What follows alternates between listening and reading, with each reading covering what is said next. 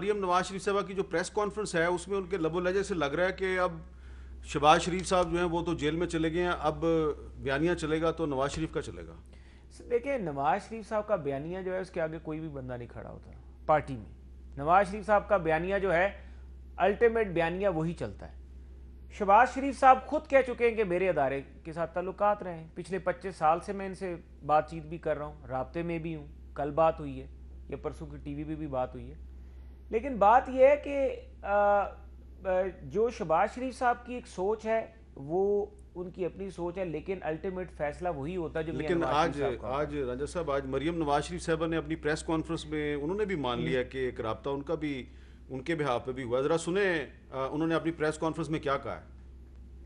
انہوں نے جو بات کہی وہ یہ کہی کہ زبیر صاحب کی ملاقات ہوئی تھی اور زبیر صاحب کی ملاقات کے اندر مریم اور نواز شریف کی بات ہوئی تھی، تو ظاہر ہے جب 4 گھنٹے آپ ملاقات کریں گے، کھانا بھی کھائیں گے، ان کو کھانا کھلائیں گے بھی، اور وہ مسلم لیگ نون سے ان کا تعلق ہے، تو یہ کیا وہ مریم نواز اور نواز شریف پہ بات نہیں کریں گے؟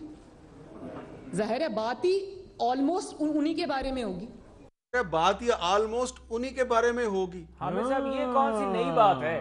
یہ تو بات پہلے ہی زبیر صاحب کر چکے ہیں۔ اچھا کر چکے ہیں۔ اور میں آپ کو ایک بات بتاؤں، ایسی کئی ملاقاتیں جو میرے علم میں بھی ہیں، لیکن میں اس فورم پہ اس کا ذکر کرنا مناسب نہیں سمجھا۔ زبیر صاحب کی نہیں، آپ کے اور ساتھیوں کی کئی ملاقاتیں ہیں، آپ کے اور ساتھیوں کی نا، اور آپ کی بھی دیکھیں نا، تالی میری کیا ملاقات، میں نہیں یہ کہوں گا کہ میری ملاقات ہوئی، لیکن تالی 2 ہاتھوں سے بجتی ہے۔ ہاں ٹھیک ہے نا، وہ کہنے نے کہ جدوں اگلی دا بھی دل ہوندا ہے تو منڈا تادی گھر آندا ہے، اس طرح نہیں آتا تنظیم سازی کے لیے، چاہے جو بھی ہو۔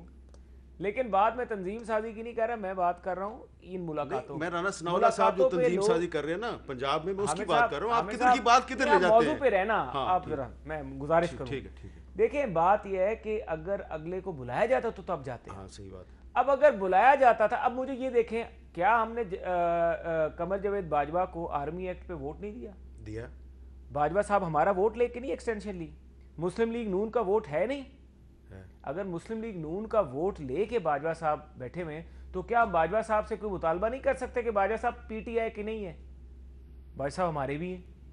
اگر ہم یہ بات کریں تو میرے خیال سے تو آپ یہ مان رہے ہیں کہ آپ ان کے پاس جا کے ان سے مطالبے کرتے رہتے ہیں؟ بھائی مطالبے کیا کرتے رہے، ہم نے جو ایکسٹینشن میں ان کو ووٹ دے دیا، تو یہ تو باجوہ صاحب کو بھی پتہ ہے انہوں نے ہم سے ووٹ لیا ہے۔ تو آپ نے انکنڈیشنل نہیں دیا؟ سر ہم نے ایکسٹینشن کو ووٹ دیا ہے، ہمیں تو انکنڈیشنل ووٹ دیا ہے۔ بات ہی ختم کر دی نا۔